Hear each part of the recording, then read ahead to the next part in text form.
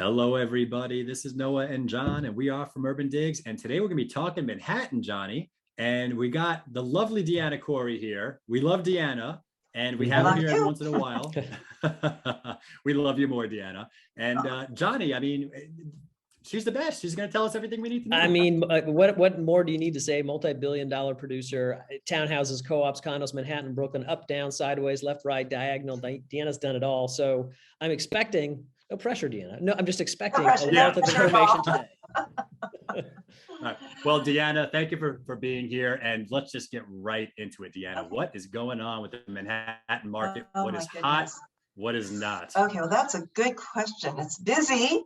It's very busy. There's a lot of stuff going on. I mean, I've never had so many, it's not just me, but there are a lot of people looking to sell, looking to see if this is the moment in time to be selling. And as per your point, from a high level perspective, some segments are doing remarkably well and some segments are not. And that's really kind of what I'm seeing, because I have done a lot of work with pre-war co-ops, Upper West, Upper East, and even within that category, some segments are doing well and some segments are not. And there's almost in some ways no way to fully explain it, which makes it really hard when you're dealing with sellers who expect that you're going to be selling their apartment for what should be the correct price. Is it something along the lines of like renovated versus not renovated, or views versus not views, or pre-war versus new, or something like that? There are absolutely elements of that, but there also, for some reason, and I can theorize why those reasons are, the perspective, properties, for example, and I'll just give you a couple of examples. Sure. We have a studio on Park Avenue. Seems like nobody wants a studio right now. They want more space. Yeah. They want to have an extra room for a home office. That market seems to be dead in the water. And then I've got this incredible apartment. I mean, incredible apartment. This 4,200 square feet on Riverside Drive. And it's under $8 million. So it's under 2,000 square feet. It's got central air. It's beautifully renovated. You cannot even get people in the door. And it's because that market, those people are looking at, I believe, at condos, right? Mm-hmm. And they're also looking at, but it's such a good deal. And I can't understand it. It's just a great apartment on the river, beautiful. But it's a market that's sort of in between, where people feel comfortable spending, and then the mega up to like above 10, 11, 12 million, where once you get to 10 million, that market seems to be moving more in the pre-war co-ops that are renovated. And below 6 million, it's sort of that 6 to 10. You're in no man's land right there. We're in no man's land. So this is part of it. Now, if you have a condo, and a condo that's renovated, you are in great shape, especially if it's beautifully renovated. So, and if you're downtown, beautifully renovated, anything beautifully renovated downtown, forget it. It's just, the world's your oyster. Right now, Classic Sixes are doing incredibly well on the Upper West Side, not as well on the Upper East Side. I mean, it's just really, I can't tell you, every market segment has something completely different. You seem so excited. I'm excited because I can't believe it. I really can't. I don't think I've ever had such a market like this. Well, it's really, yeah, go ahead, sorry. Yeah, it's just the most bizarre time that I've seen in quite a while, because yes, I mean, there's things we put on the market. We had offers right away. I had a Classic 6 on Central Park West, been on the market with 2-3 other brokers. Wow. Just came on the market with us, just painted, not even staged, asking price offer right away. These are things that, like, it's just weird. Some things are just brilliant and other things are just still taking forever.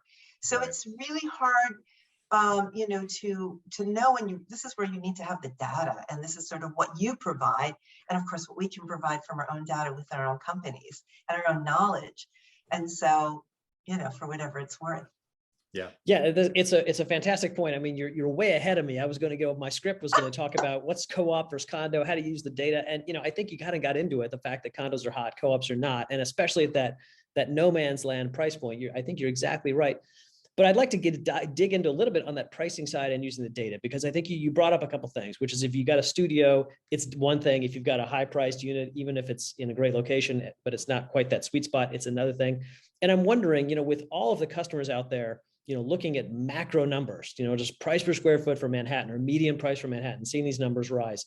How do you differentiate with a seller? How do you have that conversation about, well, yes, Manhattan's up, but your studio unfortunately is not? Yeah, well, I just came from one of those, and the thing is that it is so segmented in a way that it's segmented in a way I've never seen it, and I'm doing this 37 years, which says a lot. So, and I look at what is in contract, which is what's selling, and that's really what the market is. And I look at history, which is what's closed in the recent past. And of course, I look at the building just to make certain that the actual building data, kind of sold in the building, then we have that data. But I like to make sure that, people understand. And I often say to people, if you're looking at studios, just as an example, and you've got, on Park Avenue between 60th and 90th, you've got, 30 studios, which you wouldn't have because there's not that many on Park Avenue, but just let's take a number, 30 studios on the market, and you have 8 in contract. Well, that's a very, very weak market, relatively speaking. Right. That's a buyer's market. That is not a seller's market. But if you have classic 6s, which we're seeing now, or classic 7s on the Upper West Side, just as an example, pre-war co-op, that are like 4 on the market, and they're 15 in contract. Well, that's a seller's market. I mean, that's your market pulse. That's what you deal with. Right. So I love your market pulse. Yeah, that's the pulse. No, that's and I could see how it's different in every single sector, and I could see the frustration that I know there's not a one size fits all, and everything's individual. But let me ask you this: are buyers more frustrated right now, or are sellers more frustrated right now? It's segmented. Right. There's no one answer. Yeah. If you're a person looking for that classic 6 on the Upper West Side right now, you're frustrated, right? If you're the person looking for a studio, you're wondering like, why have so many choices, or if you're looking for that 6 to 9 million, you're like, should I be buying now? What about the 1-bedroom market? Is it just kind of like in the middle? Is it hybrid? It really depends on the location again. And I mean, downtown is much easier. Mm-hmm. Uptown is a little harder. Again, people are looking for that extra space. So if you have a junior 4, that's a far better thing because you can create that extra office space. Right. It's all about having that extra space because people just don't see themselves going back to the office. I mean, we know this. This is like a very common thing. They see themselves as working from home all the time, going forward, So they need that extra space. That's not to say that, I will tell you the market that I see is really, actually a really pretty strong market, which I guess you've probably heard from other agents, which is the pied-à-terre market. So the person, the co-ops that don't allow, I mean, condos, that's again why condos are doing well. And we don't even have, I know I heard Brian's thing, but we don't even have all the foreign buyers here yet, right? So the condo market, which is already doing well because easy pied-à-terre, easy, new, usually amenities, all the other things that are great with condos. Well, pied-à-terre market, but we don't have the foreign buyers, so that's going to get even better. So the co-ops, by and large, have gotten a little bit with the program and have decided that, this is a good market for us if there's small apartments in their building, because people don't tend to buy anything larger than a studio 1 or 2 bedroom. But that's, sort of the market that where co-ops can actually capitalize and get some buyers in the door if they're not selling.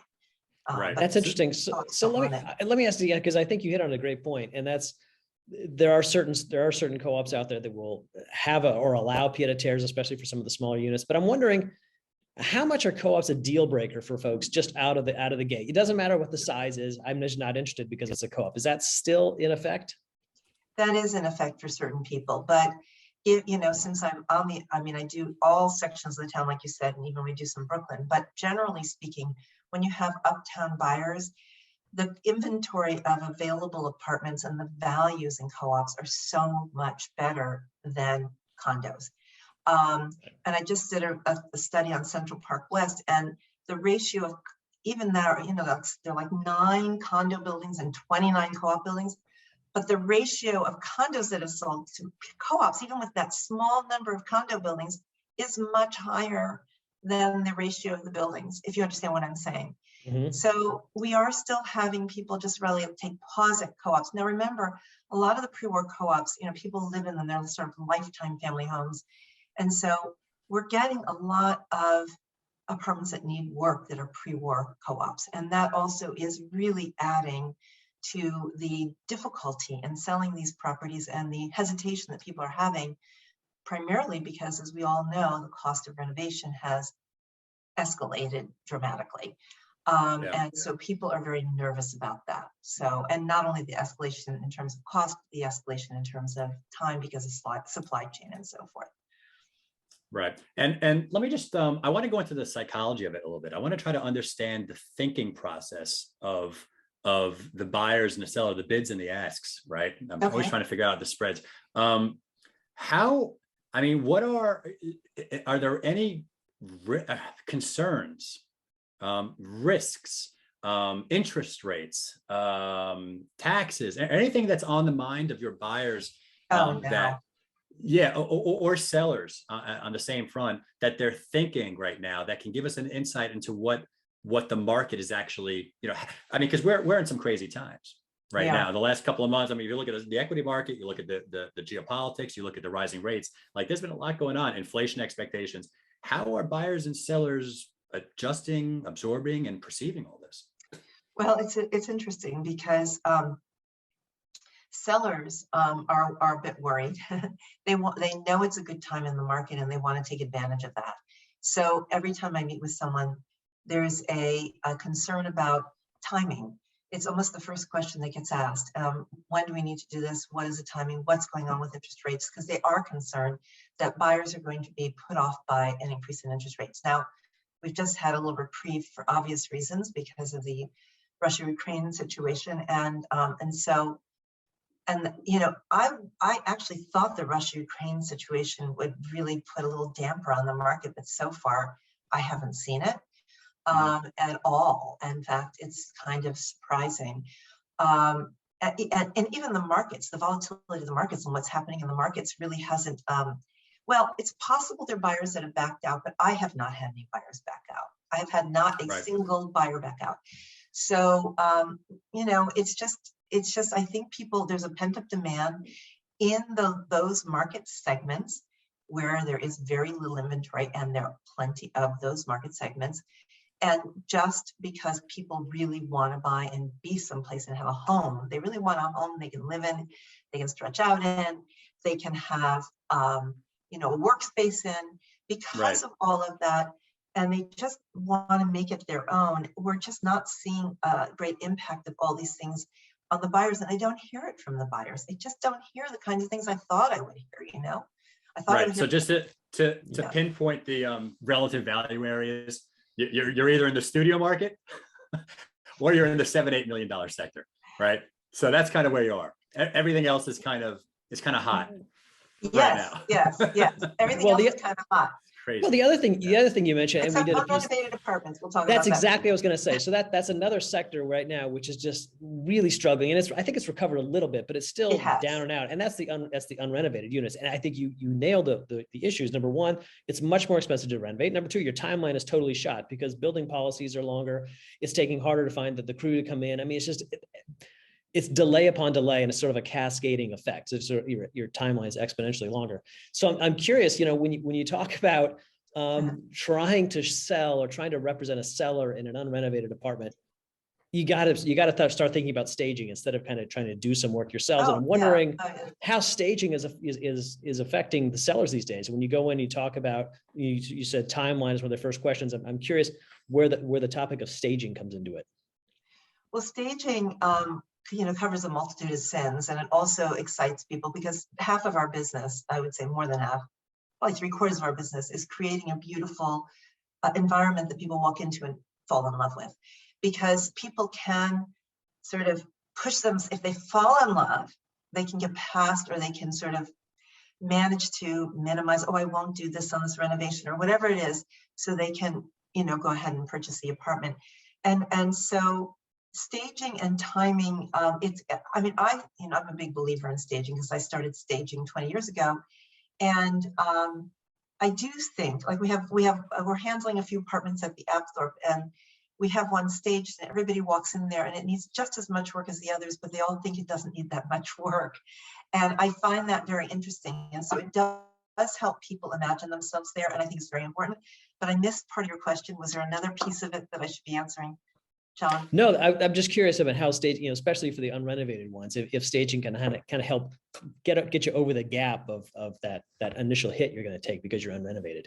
Yeah, it does. And I do think even improving, say, estate apartments or apartments that are not in great condition, making enough improvements so it feels fresh, so it feels clean, so it feels, like something inviting. I mean, it's really a pity when I walk in and I show people apartments that are wrecks. And people, 90%, maybe even 95 or even maybe 99% of people who walk into something that doesn't look good, they can't envision it, even though they say they can. They can't. Yeah. So our job is, I mean, in my opinion, my job is to try and make it, or any agent's job should be to make it as appealing as possible to help sellers and, get the best possible price. That said, if you are a buyer out there and you can see past what is a terrible looking apartment and has been sitting on the market and coming down in price, you just gotta bite the bullet because there's some values potentially to be had. The problem, of course, is that because every seller is reading and hearing about how strong the market is, they're reluctant to come down and they want to blame the broker, of course, because they want to blame the broker. Easy to do. And I think the markets, price action, I think we're back in 2019. We're going up, but price action is definitely rising, but we're not at peak, and I think a lot of sellers look at the market and they're like, oh, the pulse of the market is at the peak. Like the inventory is so low. And I mean, it's a tight inventory and it's a strong demand market that it feels like it did in 2013, 14, 15 kind of. But when it comes to price action, we're just not there. And yeah, you can try all day long, sellers, you can try all day long. Go for it. Hey, go for it. Do what you got to do. But you know what? It's going to be time and you're going to miss the first 4 weeks of action. And I just wanted to go back and say something on the renovation division. You know what, John? When we worked buyers back in the day, we don't do it anymore, but we had a lot of buyers that couldn't see past the vision of an unrenovated apartment. And there was a lot of times when we're like, there's a deal here, right? Mm-hmm. Now you're in a situation, all right? Now you're in a situation where you may get a deal and that deal may be bigger for unrenovated because of the situation with inflation and services and all that's going to cost and all that. Like those guys are getting underbid. So there's a big discount. Now, if you can arbitrage that somehow, hedge it, but I'm not going to do my renovation for 3 years. I don't know what's going to happen in a couple of years, but maybe at some point it will ease down the road. I know it doesn't feel like it now. It looks like it's going to get worse before it gets better. But I mean, if you could live with it for a little while and get that discount gap, get the gap down value, and ultimately do a renovation when the situation is more economically feasible in the future, you may have a good play there for an investment. And I recall, and here's the point, I recall is that when buyers are looking at this, there was 2 obstacles. Number 1, the renovation itself, the price, the headache, where am I going to live, all that. And then 2, the vision. The vision was an obstacle. They didn't have the vision. They didn't see it. That's what the staging is for, is to create the vision. Remove the obstacle. Remove that. At least you're getting one of the 2 obstacles out of the way. And that's the point of the whole thing, is that you're just removing one of them. Now you got to get over the whole thing of, it's going to cost you a lot of money. You got to do all this to deal with that. I know. But the whole idea, and you know this with buyers, if they fall in love, that's like half the battle for sure. And falling in love is very hard to do in a wreck of an apartment unless it's got super cool bones, So we'll have to see. But you're right. It is prices are not back to where they were, and that's the sort of struggle that a lot of sellers have, because sellers have been wanting prices to be back to where they were since they were not, since 2016 or 15. I mean, they've been wanting that forever. So that's what we're dealing with. Sellers want high prices and buyers want options and negotiations. You can't have it all. John, any final questions for Deanna here? No, I'm just curious what you think, coming into the busiest time of the spring listing season. We're getting into March, April's right around the corner. What are your expectations, for buyers and sellers going forward here? Well, I think it's going to be a bit of a crazy market. We may see, I believe, some increases in prices coming up, because April and May and early June tend to be our very, very strongest seasons in terms of people making decisions to buy, for the obvious reasons of, school, it's the summertime, people want to move over the summer and so forth. And it tends to be when the most, everybody's been looking now for the first quarter, they're going into the second quarter, and they're determined to get it done. So as a seller, it is really the best time to be listing. And as a buyer, you just have to be really ready and, you know, have all your ducks in a row and be aggressive if you want an apartment. Or wait until the third quarter, which tends to be a lot slower. And then you can have a little bit more choice. You won't have as much competition, but you'll also be closing in the late fall or winter, you know. So I don't know if I answered your question, but. No, you did. And listen, Well, Deanna, we're in a tight inventory market, John. Yeah. What are you going to do? No, I think you hit the nail on the head yet again, which is like, if you're going to sell, this is a fantastic time to sell, because right now, you know, one of the things that we like to talk about is net inventory, which you take all the actives and you subtract contracts, you subtract off markets. And we've been running at a deficit for quite some time, when normally this period of the year, we're at a surplus. It's been a deficit. So if you're listing, you know, unless you're listing a studio into a market that's saturated with studios, generally speaking, you're listing into a good market. So I would encourage sellers out there, if you're on the fence, hey, you should think about it, because it's a pretty good time to be a seller right now. It is. It's a good time to be a seller. And, you know, if you have the right strategy as a buyer, and that's the whole thing, you've got to have a strategy as a buyer. You must have a very defined strategy as a buyer right now in certain market segments. And so the broker needs to talk with you about it in advance and really have that set up so that you know what you're getting into in the next 2 months. Otherwise, you're going to be killed.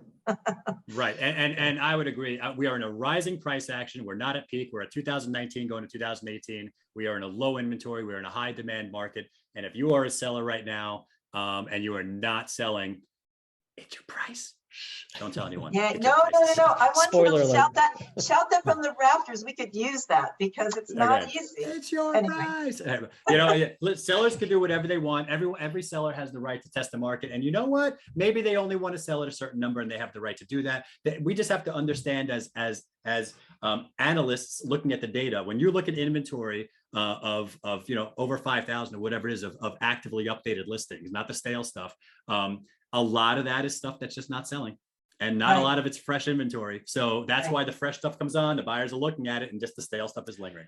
So and I'll tell you what, so I don't want to have to drag this out, but it's interesting to me, because when you look at sort of the long-term price cut, what's that normal price cut? It's 5%, which basically tells me that, you know, you don't have to be a lot greedy to sit on the market a long time. You just have to be just greedy enough, just like, I just want to get 5% more. And it's like, guess what? You're going to be sitting on the market for 3 months, and you're eventually going to cut your price to where it is now. It's like, you've lost this opportunity cost, and, you know, you're behind the times in terms of the calendar.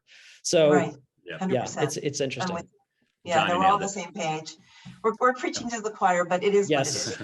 It is what it is. This is what makes a market. Deanna Kory, thank you so much. This has been wonderful to sit down and talk markets with you. Thank you so much. That is John Walkup. I am Noah Rosenblatt. We're both from Urban Digs. This has been Talking Manhattan, and we'll catch you next time.